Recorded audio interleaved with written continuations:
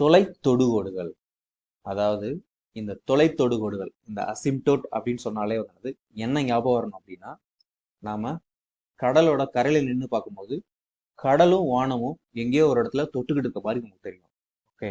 So ஆனா உண்மை என்ன அப்படின்னா வந்துட்டு அது ரெண்டும் தொடவே தொடாது. ஸோ அதுதான் வந்து இந்த தொலை தொடுகோடுகள். இங்க வந்து வரையறை எப்படி இருக்கு அப்படின்னு பாத்தீங்கன்னா, y is equal to f of x என்ற வளையறையை இன்ஃபினிட்டியில் தொடும் தொடுகோடு தொலை தொடுகோடு ஆகும். ஸோ இன்ஃபினிட்டினாலே நமக்கு என்னன்னு தெரியாது, அது எங்கேயோ இருக்கிற ஒரு பெரிய நம்பர். ஸோ அதை போய் நம்ம தொடுது அப்படின்னு சொல்றோம். ஸோ அப்படின்னா என்னது, அப்படி ஒரு நம்பர் வந்து என்னது கிடையவே கிடையாது, அந்த நம்பரை தொடவும் செய்யாது. ஆனா என்னன்னா பாக்குறதுக்கு அப்படியே தொட்டுக்கிட்டு போற மாதிரியே இருக்கும். ஓகே. ஸோ நமக்கு 3 விதமான தொலை தொடுகோடுகள் இருக்குது. இது வந்து என்னது கிடைமட்ட தொலை தொடுகோடு, அதுக்கப்புறம் என்னது செங்குத்து தொலை தொடுகோடு, அதுக்கப்புறம் சாய்ந்த நிலையில் தொலை தொடுகோடு. ஓகே. ஸோ அந்த கர்வுக்கு, அந்த வளைவரைக்கு தகுந்த மாதிரி நமக்கு தொலை தொடுகோடுகள் கிடைக்கும். ஸோ இப்போ வந்து என்னது அதை எப்படி கண்டுபிடிக்கிறது அப்படின்னு பார்க்கலாம். ஸோ ஃபர்ஸ்ட் கிடைமட்ட தொலை தொடுகோடு. ஓகே. ஸோ அது வந்து எப்படி கண்டுபிடிக்கணும் அப்படின்னா வந்து எக்ஸ் வந்து இன்ஃபினிட்டியோ அல்லது மைனஸ் இன்ஃபினிட்டிக்கோ போகும்போது நம்மளுக்கு எஃப் ஆஃப் எக்ஸ் வந்து என்னது எங்க போகுது அப்படிங்கிறத கண்டுபிடிக்கணும். ஸோ அந்த புள்ளியை தான் என்னது ஒய் இஸ் ஈக்குவல் டு அந்த புள்ளி அப்படின்னு சொல்லி எடுத்துட்டோம்னா அந்த கோடு தான் நமக்கு தேவையான கிடைமட்ட தொலை தொடுகோடு ஆகும். ஸோ நமக்கு அடுத்து செங்குத்து, அதாவது நிலைக்குத்து தொலை தொடுகோடு. இது வந்து என்னது ஒய்ஹெச்சிற்கு இணையாக இருக்கும். ஓகே. ஸோ இதை எப்படி கண்டுபிடிக்கணும் அப்படின்னா வந்து எந்தெந்த புள்ளிகள்லாம் வந்து நம்மளுடைய ஒய் வந்து இன்ஃபினிட்டிக்கு போகுது அப்படிங்கிற புள்ளிகள்லாம் கனெக்ட் பண்ணோம் அப்படின்னா வந்துட்டு அது வந்து எக்ஸுடைய புள்ளிகளா இருக்கும். ஸோ அதை வந்து என்னது எக்ஸ் இஸ் ஈக்குவல் டு ஏ அப்படின்னு எழுதும்போது அந்த கோடு தான் நமக்கு தேவையான நிலைக்குத்து தொலை தொடுகோடு. அடுத்து சாய்ந்த தொலை தொடுகோடு. இது எப்ப இருக்கும் அப்படின்னா வந்து நம்மளுடைய தொகுதியில் உள்ள பல்லுறுப்புக்கோவின் வரிசை பகுதியில் உள்ள பல்லுறுப்புக்கோவின் வரிசையை விட அதிகமாக இருந்தால் வரும். அதை எப்படி கண்டுபிடிக்கலாம் அப்படின்னா வந்து சாய்ந்த தொலை தொடுகோடுகளை நாம் தொகுதியை பகுதியால் வகுத்தால் பெறலாம். ஸோ அவ்வளோதான், இந்த சிம்பிள் தான் ப்ரொசீஜர். ஸோ இப்போ வந்து நம்ம கணக்கை வந்து ஸ்டார்ட் பண்ணலாம். ஸோ ஃபர்ஸ்ட் கணக்கு நமக்கு என்ன கொடுத்துருக்காங்க அப்படின்னா வந்து f of x is equal to x square divide by x square minus 1 அப்படின்னு கொடுத்துருக்காங்க. ஸோ ஃபர்ஸ்ட் கணக்குக்கு நம்ம கிடைமட்ட தொலைத்தொடர் கண்டுபிடிப்போம். அது எப்படி கண்டுபிடிக்கணும் அப்படின்னா வந்து limit X tends to infinity. Okay. So நம்மளோட எஃப் ஆஃப் எக்ஸ் வந்து எங்க போகுது அப்படின்னு பார்க்கணும். ஃபர்ஸ்ட் நான் இதை அப்படியே எழுதிக்கிறேன். நான் limit X tends to infinity x square divided by x square minus 1. Okay. So இப்போ வந்து இதை எப்படி கண்டுபிடிக்கணும் அப்படிங்கிற சொல்றேன். நான் limit X tends to infinity, மேலையும் கீழையும் எக்ஸ் ஸ்கொயரால் வகுக்கிறோம். அதாவது என்னன்னா இந்த எக்ஸ் ஸ்கொயர் வந்து கீழே கொண்டு வர்றேன், 1 divided by okay. So X square minus 1 divided by x square. Okay. So this is equal to limit X tends to infinity 1 divided by இந்த எக்ஸ் ஸ்கொயர் எக்ஸ் ஸ்கொயர் வகுத்தோம்னா என்னது நமக்கு 1 கிடைக்கும், மைனஸ் நமக்கு இங்கே என்னது 1 by x square. Okay. So நமக்கு x வந்து இன்ஃபினிட்டி போகும்போது 1 பை எக்ஸ் ஸ்கொயர்ங்கிறது நமக்கு பூஜ்ஜியத்தை நோக்கி போகும். ஸோ அதனால நமக்கு என்ன ஆன்சர் கிடைக்கும் அப்படின்னா வந்துட்டு இங்க இஸ் ஈக்குவல் டு 1 அப்படின்னு கிடைக்கும். So this is equal to 1. So F of எக்ஸ்ங்கிறது என்னது Y. So Y is equal to 1 அப்படிங்கிறது தான் நமக்கு தேவையான கிடைமட்ட தொலை தொடுகோடு. ஸோ அடுத்து வந்து என்னது நம்ம பார்க்க போறது நிலைக்குத்து தொலை தொடுகோடு. ஸோ இது எப்படி கண்டுபிடிக்கணும் அப்படின்னா வந்துட்டு லிமிட் எக்ஸ் டென்ஸ் டு ஒரு புள்ளி. ஓகே. அப்போ வந்து என்னது எஃப் ஆஃப் எக்ஸ் வந்து என்னது நமக்கு இன்ஃபினிட்டியோ அல்லது மைனஸ் இன்ஃபினிட்டியோ போகணும். ஸோ நமக்கு இந்த ஒரு சார்பு, அதாவது இந்த பின்னமா உள்ளது வந்து என்னது நமக்கு இன்ஃபினிட்டி போகுது அப்படின்னு அர்த்தம், அதனுடைய பகுதி வந்து பூஜ்ஜியமா இருக்குதுன்னு அர்த்தம். So which implies X square minus வந்து பூஜ்ஜியமா இருக்கும். ஸோ இந்த புள்ளிகள்ல தான் என்னது நமக்கு இந்த சார்பு வந்து என்னது இன்ஃபினிட்டி நோக்கி போகும். ஸோ இப்போ வந்து என்னது X square minus 1 is equal to 0னா X square is equal to 1. So இதுல இருந்து வந்து நமக்கு X is equal to plus or minus 1. So நமக்கு என்ன தெரியும் அப்படின்னா வந்து limit X tends to plus 1 F of X வந்து என்னது இன்ஃபினிட்டிக்கு போகும், and limit X tends to minus 1 F of X வந்து என்னது நமக்கு இன்ஃபினிட்டி நோக்கி போகுது. ஓகே.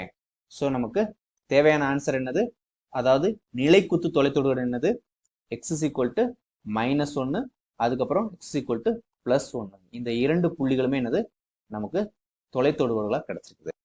இந்த கணக்குக்கு நமக்கு சாய்ந்த தொலைத்தொடர்பு கிடையாது. ஏன் அப்படின்னா வந்துட்டு இதனுடைய பகுதியின் வரிசையும் தொகுதியின் வரிசையும் வந்து சமமா இருக்குது. ஸோ இப்போ நம்ம வந்து அடுத்த கணக்கு போகலாம். ஸோ இந்த கணக்கு நம்ம பார்க்கும்போது என்ன கிடைக்குது அப்படின்னா வந்துட்டு இந்த தொகுதியினுடைய வரிசை வந்து பகுதியின் வரிசையோட வந்து அதிகமா இருக்குது. அதனால நமக்கு கண்டிப்பா சாய்ந்த தொலைத்தொடுகோடு வந்து இருக்கும். ஓகே, ஸோ அதுக்கு என்ன பண்ணணும், நம்ம வந்து என்னது இந்த தொகுதியை வந்து என்னது நாம பகுதியால வகுக்க போறோம்.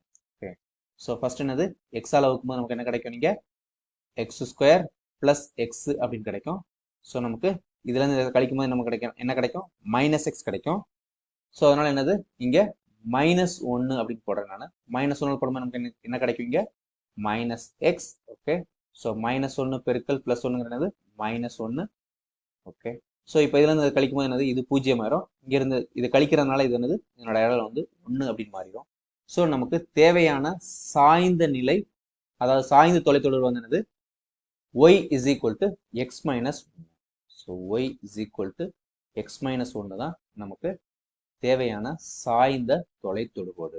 ஸோ அடுத்து நம்ம பார்க்க போறது என்னது நிலைக்குத்து தொலைத்தொடுகோடு. ஸோ நிலைக்குத்து தொலைத்தொடுங்கிறது என்னது, இந்த ஃபங்க்ஷன் வந்து எப்போ வந்து இன்ஃபினிட்டி போகும், அதாவது f of x வந்து எப்போ இன்ஃபினிட்டி போகும் அப்படிங்கிறதான்.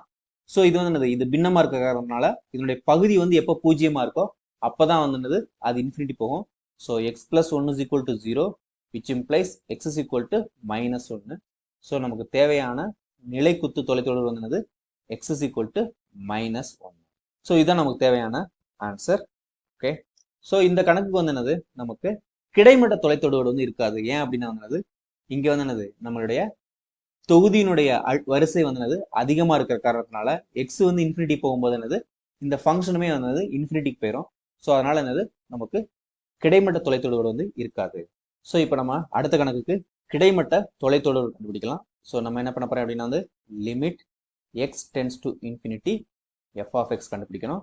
So this is equal to limit X tends to infinity F of எக்ஸ்ங்கிறது என்னது இங்கே 3x divided by square root of X square plus 2.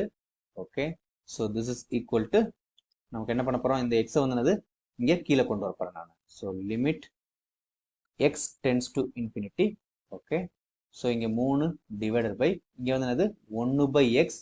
அது மட்டும் இல்லாமல் இதுல இருந்து நான் இது ஒரு எக்ஸை வந்து வெளியில் எடுக்கிறேன். ஓகே, ஒரு எக்ஸை வெளியில் எடுக்கிறேன் அப்படின்னு அர்த்தம் இங்கே வந்து என்னது ஒரு எக்ஸ் ஸ்கொயரை வந்து வெளியில் எடுக்கிறேன் அப்படின்னு அர்த்தம். ஓகே, ஸோ அதுக்கு என்ன பண்ணணும் அப்படின்னா வந்து எக்ஸ் ஸ்கொயர் எப்படி வெளியே எடுத்தேன் அப்படின்னா வந்து இங்கே மீதி என்ன இருக்கும், இங்கே 1 + 2 பை எக்ஸ் ஸ்கொயர் அப்படின்னு இருக்கும். Okay, so this is equal to limit X tends to infinity 3 divided by. Okay, so இங்கே எக்ஸ் ஸ்கொயர் இருக்க காரணனால அதை வெளியில் எடுத்துடலாம். ஸோ இங்கே எக்ஸ் வந்து வெளியில் வந்துடும். இங்கே ஆல்ரெடி ஒரு எக்ஸ் இருக்கிறதுனால x by x square root of இங்கே என்னது 1 + 2 by x square. Okay, so இப்போ வந்து என்னது எக்ஸ் கேன்சல் ஆயிரும். ஸோ நமக்கு இங்கே வந்து என்ன கிடைக்கும் அப்படின்னா வந்துட்டு இங்கே எக்ஸ் வந்து இன்ஃபினிட்டி போகும்போது 1 பை எக்ஸ்ங்கிறது 0க்கு போயிடும். ஸோ நமக்கு என்னது 3 divided by square root of 1 + 0 அப்படின்னு கிடைக்கும். ஸோ நமக்கு 3 கிடைக்கும். ஸோ இது வந்து என்னது எக்ஸ் வந்து இன்ஃபினிட்டி போகும்போது. ஸோ நம்ம என்ன பண்ண போறோம் அப்படின்னா வந்துட்டு எக்ஸ் வந்து -∞ போகும்போது என்ன கிடைக்கும் அப்படின்னு பார்க்கலாம். ஸோ அதுக்கு எப்படி எழுதுறேன் அப்படின்னா வந்து so this is equal to limit X tends to infinity. So -3x divided by square root of இங்கேயும் -x போடணும். எக்ஸ் ஸ்கொயர் இருக்கிறதுனால அது வந்து எப்படியும் பிளஸ்ஸா மாறிடும், அதனால மாத்தல நான். So X square plus 2. So இப்போ this is equal to -3 limit X tends to infinity X divided by நமக்கு என்னது square root of X square plus 2. So இதோட மதிப்பு தான் கண்டுபிடிச்சிருக்கோம் நம்ம இப்போ 1ன்னு கண்டுபிடிச்சிருக்கோம். So this is equal to -3. Okay, அதாவது என்னது இந்த 3 வெளியே எடுத்துட்டோம்னா நமக்கு என்னது மீதி என்ன இருக்குது 1. ஸோ அதான் நம்ம கண்டுபிடிச்சிருக்கோம். ஸோ அதனால என்னது நமக்கு -3 அப்படின்னு ஒரு கிடைச்சிருக்குது. அதுக்கப்புறம் +3 அப்படின்னு கிடைச்சிருக்குது. ஸோ நமக்கு தேவையான ஆன்சர் என்னது y is equal to 3, அதுக்கப்புறம் y is equal to -3. So இந்த ரெண்டும் தான் நமக்கு தேவையான கிடைமட்ட தொலைத்தொடுகோடு. ஓகே, ஸோ இதுக்கு வந்து என்னது சாய்ந்த தொலைத்தொடுகோடு இருக்காது. ஏன் அப்படின்னா வந்து இதனுடைய வரிசை வந்து என்னது 1, இந்த பகுதியினுடைய வரிசை வந்து என்னது 1. ஏன்னா ஸ்கொயர் ரூட்டுக்குள்ள எக்ஸ் ஸ்கொயர் இருக்குது, அதனால அதனுடைய வரிசை வந்து 1. ஸோ வரிசைகள் வந்து என்னது சமமா இருக்கிற காரணனால சாய்ந்த தொலைத்தொடுகோடு கிடையாது. அது மட்டும் இல்லாம இதுக்கு நிலைக்குத்து தொலைத்தொடுகோடும் இருக்காது. ஏன் அப்படின்னா வந்து இந்த உறுப்பு வந்து என்னது நமக்கு இங்க வந்து 0 ஆகாது. ஏன் அப்படின்னா வந்து என்ன எக்ஸ் வந்து என்னது என்ன இருந்தாலும், அதாவது நீங்க ஒரு பாசிட்டிவ் நம்பர் கொடுத்தாலும் நெகட்டிவ் நம்பர் கொடுத்தாலும் எக்ஸ் ஸ்கொயர்ங்கிறது பாசிட்டிவ் தான். இந்த வேல்யூ வந்து -2 இருந்தாதான் இது -2 + 2 ஆகி 0 வரும். ஸோ அதனால வந்து என்னது இது வந்து நமக்கு 0 ஆகிறதுக்கு வாய்ப்பு கொடுக்கவே கொடுக்காது. அதனால இதுக்கு நிலைக்குத்து தொலைத்தொடுகோடு கிடையாது. ஸோ இப்போ நம்ம வந்து அடுத்த கணக்கு பார்க்கலாம். இதுக்கு வந்து என்னது நிலைக்குத்து தொலைத்தொடுகோடு கண்டுபிடிக்கலாம். ஸோ இந்த பின்னமா இருக்கிறதுல நம்மளுடைய பகுதி வந்து எப்போ பூஜ்ஜியமா இருக்குமோ அப்பதான் நமக்கு நிலைக்குத்து தொலைத்தொடுகோடு கிடைக்கும். So x plus 3 is equal to 0, okay, which implies x is equal to -3. So அப்போ நமக்கு தேவையான நிலைக்குத்து தொலைத்தொடுகோடு வந்து x is equal to -3. Okay, so அதுக்கு மட்டும் இல்லாம இதுக்கு வந்து என்னது கிடைமட்ட தொலைத்தொடுகோடு வந்து இருக்காது. ஏன் அப்படின்னா வந்து இந்த தொகுதியினுடைய வரிசை வந்து அதிகமா இருக்குது. ஸோ அதனால எக்ஸ் வந்து இன்ஃபினிட்டி போச்சு அப்படின்னா இந்த மொத்த எஃப் ஆஃப் எக்ஸுமே என்னது இன்ஃபினிட்டி போயிடும். ஸோ அதனால வந்து இதுக்கு கிடைமட்ட தொலைத்தொடுகோடு வந்து இருக்காது, சாய்ந்த தொலைத்தொடுகோடு இருக்கும். ஏன் அப்படின்னா வந்துட்டு இந்த பகுதியினுடைய வரிசை வந்தது, அதாவது தொகுதியினுடைய வரிசை வந்தது பகுதியின் வரிசையை விட வந்தது அதிகமா இருக்குது. ஸோ அப்போ என்ன பண்ணணும் அப்படின்னா வந்துட்டு இந்த x square minus or x minus ஒன்னை வந்தது நம்ம எக்ஸ் பிளஸ் 3ஆல வந்து வகுக்க போறோம். ஓகே, ஸோ ஃபர்ஸ்ட் எக்ஸை கொண்டு போறேன் நான். ஸோ அப்போ என்ன கிடைக்கும் எனக்கு இங்கே எக்ஸ் ஸ்கொயர் பிளஸ் 3x கிடைக்கும். ஸோ நான் இதை வந்து இதுல இருந்து கழிக்க போறேன். நான் கழிக்கும் போது என்ன ஆகும், இங்க அடையாளம் மாறும். ஸோ இது கேன்சல் ஆயிரும். இங்கே அடையாளம் மாறும்போது என்னது மொத்தமா -9x அப்படின்னு இருக்கும். இங்கே வந்து என்னது -1 இருக்குது. அதுக்கப்புறம் இங்க வந்து என்னது எக்ஸ் இருக்கிறதுனால இங்க -9x இருக்குது. ஸோ அதனால -9 போடுறேன் நான். -9 இதை பெருக்கும்போது -9x மைனஸ் 9 27. ஓகே, ஸோ நமக்கு இது கேன்சல் ஆயிரும். ஸோ இங்க வந்து அடையாளம் மாறும்போது இது பிளஸ்ஸா மாறிடும். ஸோ நமக்கு 26 கிடைக்கும். ஓகே, ஸோ நமக்கு இதுதான் நமக்கு தேவையான சாய்ந்த தொலைத்தொடுகோடு. Okay, so y is equal to x minus 9 தான் வந்து நமக்கு தேவையான சாய்ந்த தொலைத்தொடுகோடு.